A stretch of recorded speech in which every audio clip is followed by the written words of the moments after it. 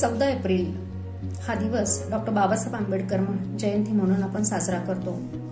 समता दिवस, ज्ञान दिवस म्हणून हा दिवस साजरा केला जातो. ब्रिटन, कोलंबिया, कॅनडा यासारख्या ठिकाणी सुद्धा आंबेडकर समता दिवस म्हणून आंबेडकरांची जयंती मोठ्या उत्साहाने साजरी केली जाते. किती कौतुकास्पद गोष्ट आहे ज्यावेळेस आपलं भारतीय व्यक्तिमत्वाचा सत्कार, गौरव परदेशामध्ये होतो. ही खूप अभिमानाची गोष्ट आपल्यासाठी आहे. डॉक्टर बाबासाहेब आंबेडकर यांना जन्मापासूनच सामाजिक विषमतेचा सामना करावा लागला, परंतु न डगमगता, न खचता धीरानं ते या परिस्थितीला सामोरं केले आणि या समाजामध्ये न्यायाचं तत्व प्रस्थापित करण्यासाठी त्यांनी आपलं जीवन पणाला लावलं.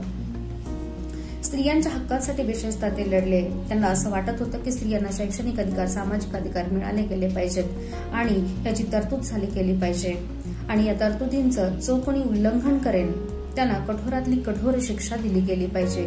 या सर्व तरतुदी तर त्यांनी अंमलात आणल्याच, परंतु स्त्रीसाठी बऱ्याच गोष्टींच्या तरतुदी त्यांनी केल्या.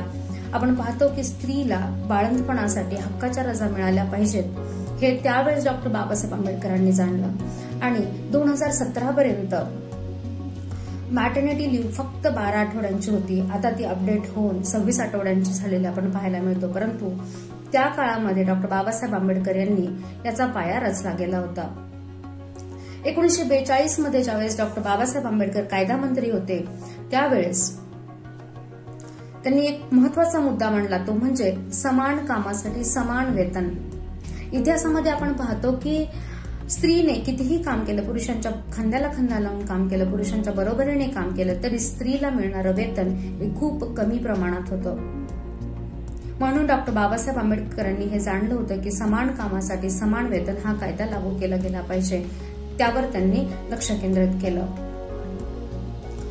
हिंदू कोड बिल ज्यावेळेस त्यांनी मांडलं त्यावेळेस ब्राह्मणवादी पितृसंस्थेच्या जे कोणी समर्थक होते त्या समर्थकांनी ज्यावेळेस विरोध केला त्यावेळेस स्त्रियांसाठी जे काही हक्क, ज्या तरतुदी केल्या गेल्या होत्या त्या तरतुदींची तडजोड डॉक्टर बाबासाहेब आंबेडकरांना मान्य नव्हती. म्हणून स्वतंत्र भारताच्या पहिल्या कायदेमंत्री पदाचा राजीनामा देणारे डॉक्टर बाबासाहेब आंबेडकर, यावरून आपल्याला पाहायला मिळतं की ते किती तत्ववादी होते.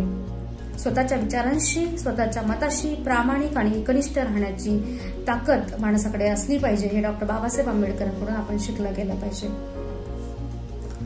त्यांनी प्रत्येकाच्या मताला तितकाच अधिकार आहे, irrespective of gender, male female हा भेदभाव न करता प्रत्येकाच्या मताला समान व्हॅल्यू, समान आदर दिला गेला पाहिजे हे डॉक्टर बाबासाहेब आंबेडकरांनी आपल्याला सांगितलं. 1949 साली डॉक्टर बाबासाहेब आंबेडकरांनी ही घोषणा केली की शिक्षण हे वाघिणीचे दूध आहे आणि जो कोणी तो प्राशन करेल तो गुरगुरल्याशिवाय राहणार नाही, याची घोषणा डॉक्टर बाबासाहेब आंबेडकरांनी केली. असे प्रेरणादायी व्यक्तिमत्व आपल्या समोर आपण पाहतो. जर आपण त्यांचे विचार अंमलात आणले तर आपल्या आयुष्याला एक वेगळी कलाटणी आपण देऊ शकतो. ज्यावेळेस डॉक्टर बाबासाहेब आंबेडकरांचं शिक्षणही त्यांनी खूप कठीण परिश्रमातून घेतलं. त्यांना वर्गाच्या बाहेर बसावं लागायचं. शिक्षक जे काही शिकवतायत ते सर्व मुद्दे आपल्याला समजतात की नाही हे त्यांना खूप लक्ष देऊन ऐकावं लागायचं. अशा कठीण परिश्रमातून शिक्षण घेऊन 9 भाषांचे जाणकार, 35 डिग्र्या त्यांनी मिळवल्या आणि अर्थशास्त्र या विषयाचं परदेशात त्यांनी PhD केली. म्हणजेच माणसाच्या आयुष्यात ज्ञान किती महत्वाचं आहे हे त्यांनी दाखवलं. शिक्षण म्हणजे फक्त पुस्तक आणि पेन नव्हे, शिक्षण म्हणजे फक्त पुस्तक आणि पेन नव्हे, तर बुद्धीला ज्ञानाकडे नेण्याचा मार्ग, भावनेला संवेदनशीलतेकडे नेण्याचा मार्ग आणि भावनेला संवेदनशीलतेकडे नेण्याचा मार्ग आणि शरीराला श्रमाकडे नेण्याचा मार्ग म्हणजे शिक्षण.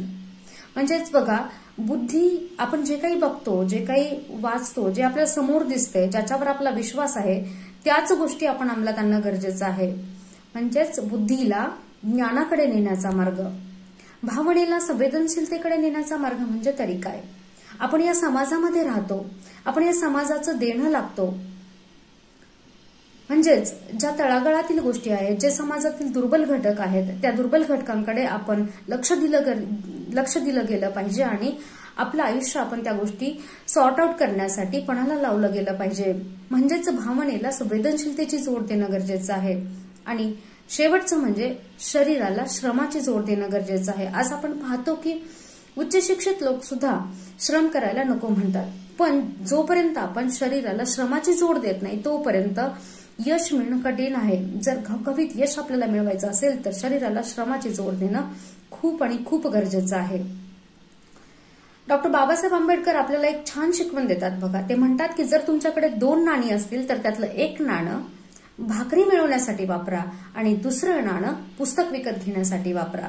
म्हणजेच भाकरी तुम्हाला कसं जगायचं ते शिकवेल आणि भाकरी तुम्हाला जगवेल आणि पुस्तक तुम्हाला कसं जगायचं ते शिकवेल.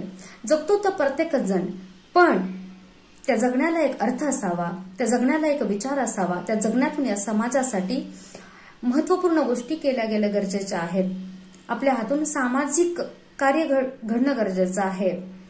अर्थपूर्ण जीवन आपण जगलं गेलं पाहिजे असे आदरपूर्वक विचार आपल्या समोर ठेवणारे डॉक्टर बाबासाहेब आंबेडकर जर त्यांचे विचार आपण अंमलात आणले तर डेफिनेटली आपण या समाजासाठी खूप चांगल्या गोष्टी घडवू शकतो. आपल्या आयुष्याला एक वेगळी कलाटणी मिळू शकते. म्हणूनच आज आपण निश्चय करूया की डॉक्टर बाबासाहेब आंबेडकर यांचे विचार आपण अंमलात आणूया, स्वतःचं आत्मपरीक्षण करूया आणि स्वतःमध्ये बदल घडवण्याचा प्रयत्न करूया. आज आंबेडकर जयंती निमित्त तुम्हा सर्वांना मनपूर्वक शुभेच्छा.